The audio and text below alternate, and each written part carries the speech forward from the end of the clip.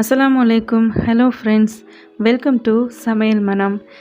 இன்றைக்கி நம்ம பார்க்க போகிற ரெசிபி பார்த்திங்கன்னா மீல் மேக்கர் வச்சு நல்ல ஒரு டேஸ்டியான ஒரு கோலா உருண்டை ரெசிபி தான் பார்க்க போகிறோம். இந்த கோலா உருண்டை பார்த்திங்கன்னா வெளியில் நல்லா கிறிஸ்பியாகவும் உள்ளே நல்லா சாஃப்டாகவும் ரொம்ப டேஸ்ட்டாக இருக்கும். அது மட்டும் இல்லாமல் இதை டீ போடுற டைம்குள்ளவே இதை செஞ்சு முடிச்சிடலாம். இது வரைக்கும் நம்ம சேனலை நீங்கள் சப்ஸ்கிரைப் பண்ணலைன்னா மறக்காமல் சப்ஸ்கிரைப் பண்ணிக்கோங்க. வாங்க ரெசிபிக்குள்ளே போகலாம். இப்போ இந்த கோலா உருண்டை செய்கிறதுக்கு நான் வந்து சோயா சங்க் எடுத்திருக்கேன், அதாவது மீல் மேக்கர். அதை வந்து 2 கப் அளவுக்கு நான் அளந்து எடுத்திருக்கேன். இது கிட்டத்தட்ட ஒரு 100 கிராம் அளவுக்கு இருக்கும். அதை வந்து இந்த பவுலில் சேர்த்துடலாம்.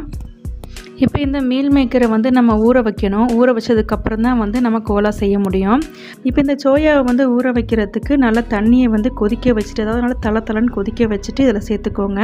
லைட் சூட்லையும் சேர்க்கக்கூடாது, பச்சை தண்ணியும் வந்து சேர்க்கக்கூடாது. இந்த சோயா வந்து நல்லா முங்குற அளவுக்கு சுடுதண்ணி சேர்த்துக்கோங்க. சேர்த்துட்டு இதை ஒரு 10-15 நிமிஷத்துக்கு இதை நல்லா வந்து ஊற விட்டுடலாம். இப்போ இதை ஊறிட்டுருக்க சமயத்துலேயே பார்த்திங்கன்னா இதுக்கு தேவையான பொருட்கள் வந்து நம்ம ரெடி பண்ணிக்கலாம். அதுக்கு வந்து ஒரு மிக்சர் ஜார் வந்து எடுத்துக்கோங்க. அதில் 1 கப் அளவுக்கு வந்து நான் பொட்டுக்கடலை சேர்த்துக்கிறேன். நம்ம இதில் வந்து இந்த கப்லேயே வந்து 2 கப் அளவுக்கு நம்ம சோயா எடுத்திருந்தோம். அந்த கப்லேயே நான் 1 கப் அளவுக்கு பொட்டுக்கடலை அளந்து எடுத்திருக்கேன்.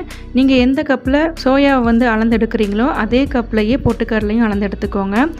இப்போ எடுத்திருந்த பொட்டுக்கடலையே இந்த மிக்ஸி ஜாரில் சேர்த்ததுக்கப்புறமா இது கூட சேர்க்க போகிற பொருள் பார்த்திங்கன்னா 4 காஞ்ச மிளகாய் எடுத்துருக்கிறேன்.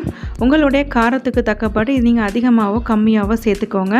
இப்போ இந்த காஞ்ச மிளகாயும் இதோட சேர்த்துட்டு இது கூட 1 டீஸ்பூன் அளவுக்கு சோம்பும் சேர்த்துக்கலாம். சேர்த்துட்டு இது எல்லாத்தையுமே நல்லா ஃபைன் பவுடராக வந்து அரைச்சி எடுத்துக்கலாம்.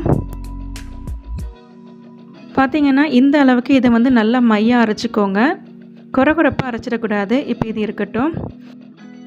பார்த்திங்கன்னா இப்போ நம்ம 10-15 நிமிஷமாக ஊற வச்சுருந்த மீல் மேக்கர் வந்து நல்லா ஊறிடுச்சு. இப்போ தண்ணி எல்லாத்தையும் நல்லா வடிகட்டிட்டு 2-3 தடவை நல்ல தண்ணியில் வந்து நல்லா அலசிட்டு எடுத்துகிட்டு வந்திருக்கேன்.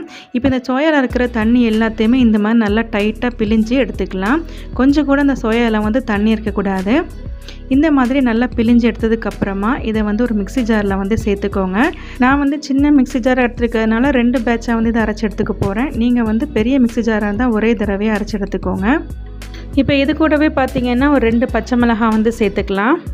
ஏற்கனவே நம்ம வந்து காஞ்ச மிளகாய் சேர்த்துருக்கோம், அதனால் 2 பச்சை மிளகாய் சேர்த்தா வந்து கரெக்டாக இருக்கும். இப்போ இது கூடவே பார்த்திங்கன்னா 1 டீஸ்பூன் அளவுக்கு இஞ்சி பூண்டு பேஸ்ட் வந்து சேர்த்துக்கலாம். சேர்த்துட்டு இது எல்லாத்தையும் வந்து பல்ஸ் மோடில் வந்து அரைச்சி எடுத்துக்கோங்க. கொஞ்சம் கொரகொரப்பாக அரைச்சி எடுத்துக்கணும், ரொம்ப மையாக வந்து அரைச்சிடக்கூடாது. பார்த்திங்கன்னா நான் இப்போ இதை அரைச்சி எடுத்துகிட்டு வந்துட்டேன். இந்த மாதிரி அரைச்சி எடுத்துக்கோங்க. இப்போ இதை வந்து வேறு ஒரு பாத்திரத்துக்கு வந்து மாற்றிடலாம். இந்த மாதிரி நல்லா கொரகொரப்பாக அரைச்சிக்கோங்க. மையாக வந்து அரைச்சிடக்கூடாது. மையாக அரைச்சிட்டிங்க அப்படின்னா அந்த கோலா உருண்டையோட டெக்ஸ்சர் வந்து கரெக்டாக வராது. இப்போ இது கூடவே பார்த்திங்கன்னா நான் மீதி இருந்த சோயாவையும் அரைச்சிட்டு அதையும் இதோட வந்து நான் சேர்த்துக்கிட்டேன். இப்போ இது கூட நம்ம சேர்க்க போகிற பொருள் பார்த்திங்கன்னா ஒரு மீடியம் சைஸ் பெரிய வெங்காயத்தை வந்து நல்லா பொடியாக நறுக்கி வச்சுருக்கேன். கூடவே பார்த்திங்கன்னா கொஞ்சமாக கருவேப்பிலை இலைகள் நறுக்கி வச்சுருக்கேன், கொஞ்சமாக மல்லி இலை நறுக்கி வச்சுருக்கேன். உங்கள்கிட்ட புதினா இலைகள் இருந்தாலும் அதையும் வந்து நீங்கள் சேர்த்துக்கலாம், நல்லா வாசனையாக இருக்கும். இப்போ நம்ம கட் பண்ணி வச்சுருந்த வெங்காயம், கருவேப்பிலை, மல்லி இலை இது எல்லாத்தையுமே நம்ம இதில் சேர்த்துடலாம். சேர்த்துட்டு இது கூட நம்ம சேர்க்க போகிறது பார்த்திங்கன்னா 1 டீஸ்பூன் அளவுக்கு கரம் மசாலா சேர்த்துருக்கேன். கூடவே பார்த்திங்கன்னா கலருக்காக 1 டீஸ்பூன் அளவுக்கு காஷ்மீரி மிளகாய் தூள் வந்து சேர்த்துருக்கேன். இதில் காரம் இருக்காது, நல்ல ஒரு கலர் கொடுக்கும், அதுக்காக தான் சேர்த்துருக்கேன். உங்கள்கிட்ட காஷ்மீரி மிளகாய் தூள் இல்லை அப்படின்னா நீங்கள் தாராளமாக ஸ்கிப் பண்ணிக்கோங்க. கூடவே பார்த்திங்கன்னா இதுக்கு தேவையான அளவுக்கு உப்பு சேர்த்துக்கலாம். இப்போ அடுத்ததாக இது கூட சேர்க்க போகிறது பார்த்திங்கன்னா நம்ம ஏற்கனவே பொட்டுக்கடலை, காஞ்ச மிளகாயெல்லாம் சேர்த்து அரைச்சி வச்சுருந்தோம்ல, அதையும் இதோட சேர்த்துட்டு கூடவே 1 டீஸ்பூன் அளவுக்கு அரிசி மாவும் சேர்த்துட்டு இது எல்லாத்தையுமே வந்து நல்லா கலந்து விட்டுருங்க.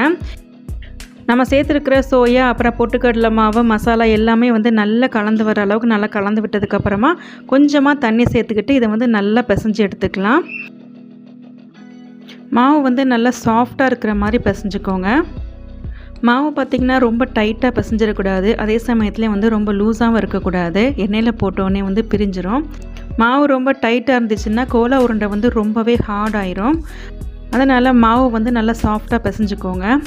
இப்போ இந்த அளவுக்கு மாவு நல்லா பிசைஞ்சதுக்கப்புறமா உங்களுக்கு எந்த சைஸில் வந்து கோலா உருண்டை வந்து தேவையோ அந்த சைஸில் வந்து மாவு எடுத்துகிட்டு நல்லா இந்த மாதிரி உருட்டி எடுத்துக்கோங்க.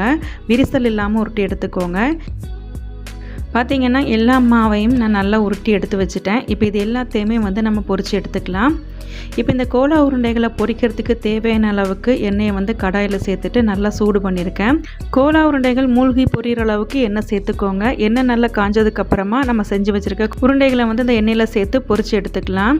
அடுப்பை வந்து நல்லா மிதமான தீயிலே வச்சு பொரிச்சிடுங்க. அப்போ தான் வந்து உள்ளே நல்லா வெந்து வெளியே நல்லா கிறிஸ்பியாக வரும். நீங்கள் அடுப்பை வந்து ஹை ஃப்ளேமில் வச்சு பொரிச்சிங்கன்னா சீக்கிரமாகவே வந்து கலர் வந்துடும், உள்ளே வந்து வேகாமல் இருக்கும். உருண்டைகளை எண்ணெயில் சேர்த்த உடனே வந்து கிளறி கொடுக்காதீங்க. ஒரு பக்கம் வெந்து வந்ததுக்கப்புறமா பரட்டி விட்டுக்கலாம். இப்போ பார்த்திங்கன்னா நம்ம போட்டிருந்த கோலா உருண்டைகள் எல்லாமே நல்லா வெந்து பொரிஞ்சு வந்திருக்கு. நல்லா கலரெல்லாம் மாறி நல்லா செவந்து நல்லா மொறுமொறுன்னு பொரிஞ்சு வந்திருக்கு. இந்த ஸ்டேஜில் பார்த்திங்கன்னா நம்ம எல்லா கோலா உருண்டையுமே நல்லா எண்ணெயெல்லாம் வடிகட்டிட்டு வெளியில் எடுத்துக்கலாம். இதே போலவே நம்ம உருட்டி வச்சுருக்க எல்லா உருண்டைகளையுமே போட்டு பொரித்து எடுத்துக்கலாம்.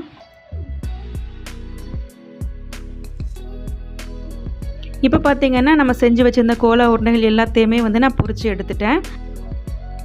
அவ்வளோதாங்க, நல்ல மொறுன்னு ரொம்பவே டேஸ்டியான நம்மளோட கோலா உருண்டை வந்து ரெடி ஆயிடுச்சு. இதை நல்லா சுட சுட சாப்பிட்றதுக்கு ரொம்ப டேஸ்டியாக இருக்கும். அது மட்டும் இல்லாமல் இதை ரொம்ப சுலபமாகவே செஞ்சிடலாம். நீங்களும் இதே அளவுகளோடு இதை ட்ரை பண்ணி பார்த்துட்டு எப்படி இருந்ததுன்னு மறக்காமல் கமெண்ட் பண்ணுங்கள். உங்களுக்கு இந்த ரெசிபி பிடிச்சிருந்தாலும் கமெண்ட் பண்ணுங்கள், லைக் பண்ணுங்கள், ஷேர் பண்ணுங்கள். மறக்காமல் நம்ம சேனலை சப்ஸ்கிரைப் பண்ணிவிட்டு பக்கத்தில் இருக்கிற பெல் பட்டனையும் கிளிக் பண்ணி அதில் ஆளுங்கிற ஆப்ஷனை கொடுத்துக்கோங்க. வேறொரு ரெசிபியில் சந்திக்கலாம். Bye bye.